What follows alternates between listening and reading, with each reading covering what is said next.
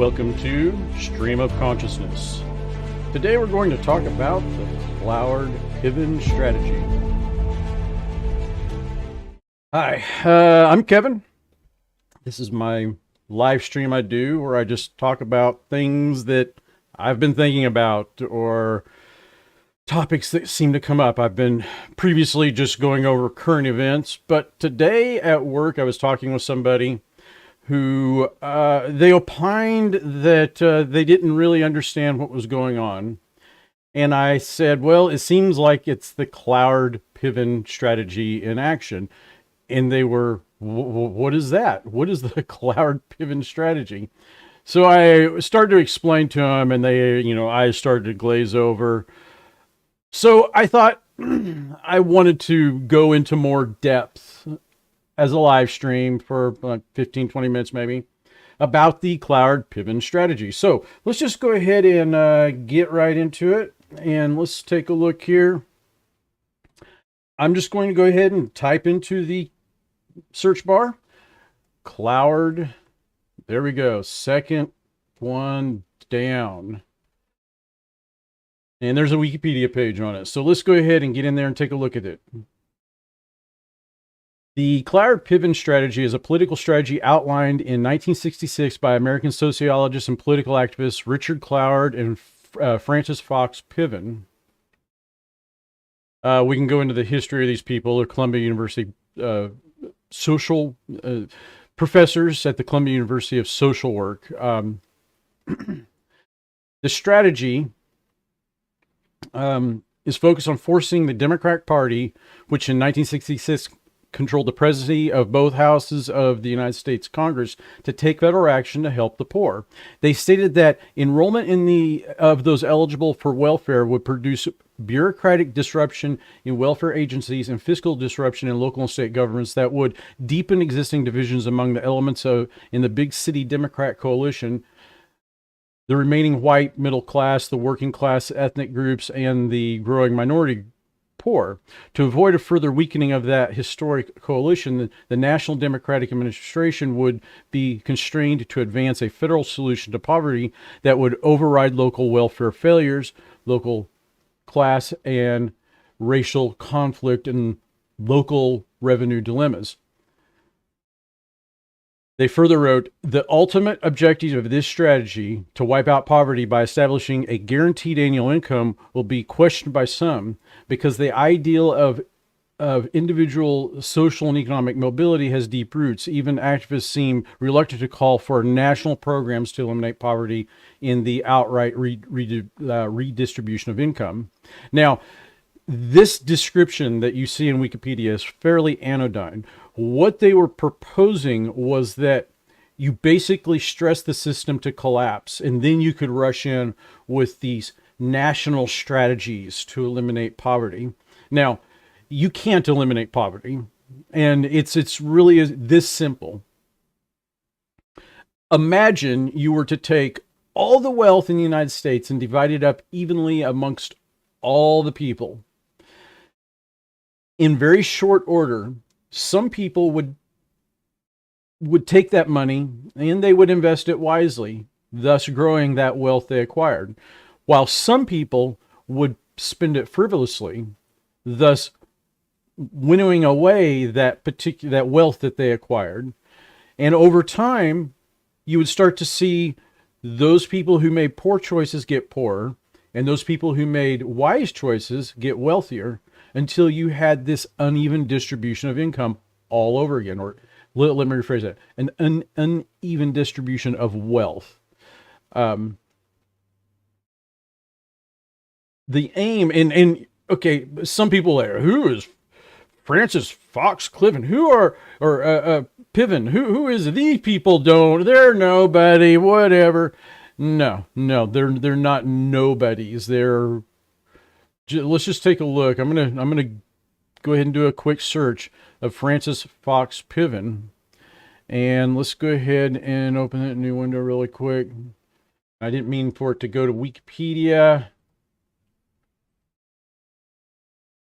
We wanted to do a search web. There we go.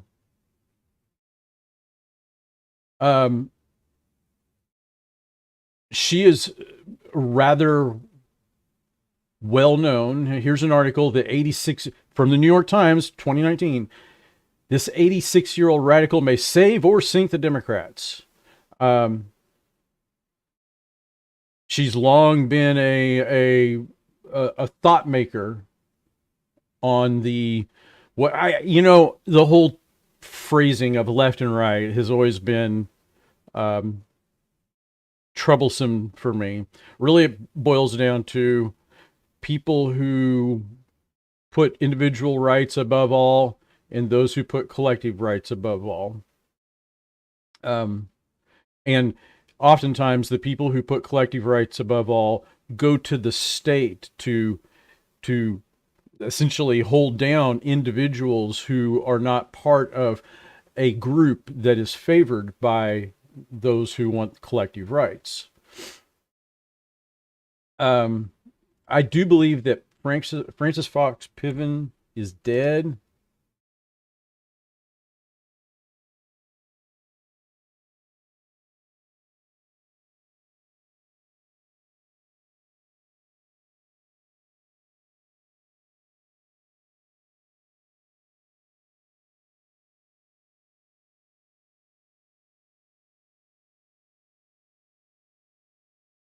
No, apparently she's still alive. But common dreams. Can Francis Fox Piven's theory of disruptive power create the next Occupy?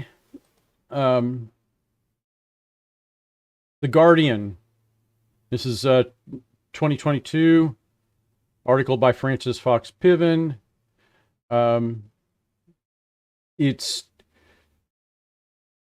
She has been a thought leader behind the scenes. You don't really hear her talked about for a long time. But long story short,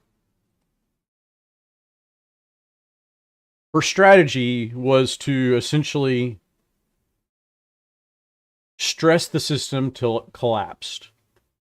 And many of the things that we're seeing, whether it be these Occupy movements, Antifa,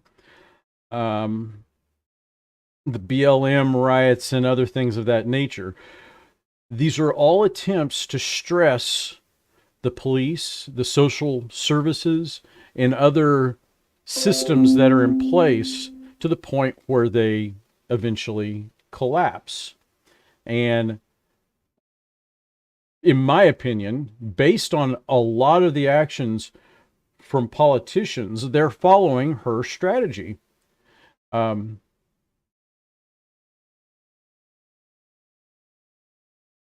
They've look at the Cloward and Piven argued that mass unrest in the United States did lead to a massive expansion of the welfare rolls. This is something that they wanted to happen. The rise of the welfare state is a strategy that they pushed, and and just in their own language, they are wanting like a universal support system operated at the national level. But to get that to happen, the system as it exists has to collapse completely. And what does the system exist? Well, it's centered around individual rights and individual responsibility as well. Just because you're part of some marginalized group doesn't excuse your actions individually. But under these particular frameworks, that is an excuse for your individual actions. So, in my opinion, this is like, I got to be very clear here. This is my opinion. This is something that I have just noticed over time. But I think that it is indisputable, inarguable, that many of the strategies that you see with BLM, with Antifa, with DI initiatives. They all are rooted in the Cloward-Piven strategy. And the end goal is essentially the destruction of the United States as we know it. And eventually the whole Western economic order of free market economics.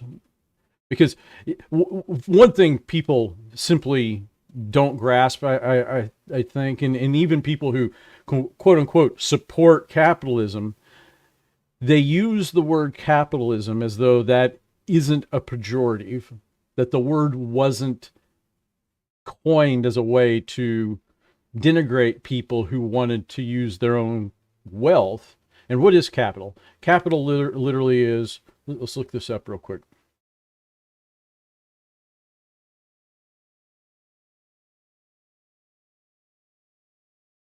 Oh, wrong. No, I had the right spelling, didn't I? Derp. Okay.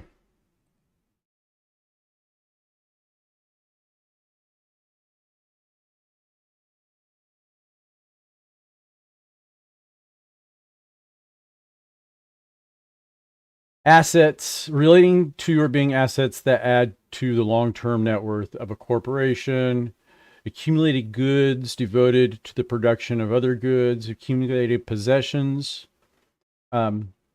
basically anything that is has wealth to it is capital. So you can say money, a house is capital, anything that appreciates, so stocks, bonds, a savings account, all of that is capital. And in attacking free market economics, the people who were wanting to bring an end to free market economics centered around the concept of capitalism, as though wanting to save your money and grow it or acquire this and that and have it, increase in wealth was an ideology, much like socialism or even a religion, you might say. So they coined the word capitalism as a pejorative, honestly. What we're really talking about here are free market economics, the freedom to take your house, get a loan against it, start a business, have that business succeed, take that wealth that you acquired growing that business, maybe open another branch store, grow that as well, make enough money to pay employees so that you can start a third and keep on growing and keep on growing your business. Or buy some land, start, maybe raising cattle and making money that way. At gaining wealth, in essence. And there is a whole cadre, a whole cottage industry of people to try to make you think that that's either racist, it's white supremacist, it's bad somehow, all while they're writing books that are increasing their wealth. So they're hypocrites, honestly. A good example is this Abraham X. Kennedy, who really he's made a whole career out of denigrating capitalism, white people, white supremacy, and this and that. But as he goes along, he's accumulating wealth, buying property to increase his wealth even more. Another example is Bernie Sanders.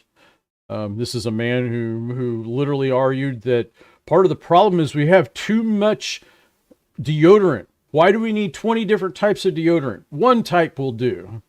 And at the root, all these people, if they had control, would limit your choices. And they want to do this through acquisition of power at the national level, force this out to all the states. And if they can succeed here, they will succeed other places as well. It's ultimately, it's a completely anti-freedom type of philosophy that will cause a lot of pain and suffering in this country. And I'm saddened that since the '60s they've had this kind of success. But what I find most troubling is that Richard Cloward and Francis Fox Piven actually wrote out the strategy that they wanted to initiate.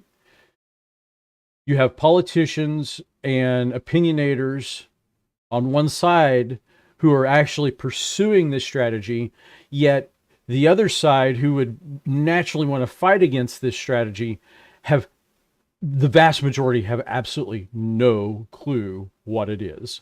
So that's it. I'm sorry that it was a little long-winded, but and I just covered this one particular topic, but it is something that I think every American needs to know what the Cloward-Piven strategy is, and you need to take a stand on it, either for it or against it, and say so. And if you are for the Cloward-Piven strategy, you have to accept that ultimately, to make it happen, you want to put a lot of people up against that wall, not that metaphorical wall, but the real wall, because you'll have to kill them, just like the Soviets and the Maoists did to create their utopia. That's it. Y'all take it easy. Peace out.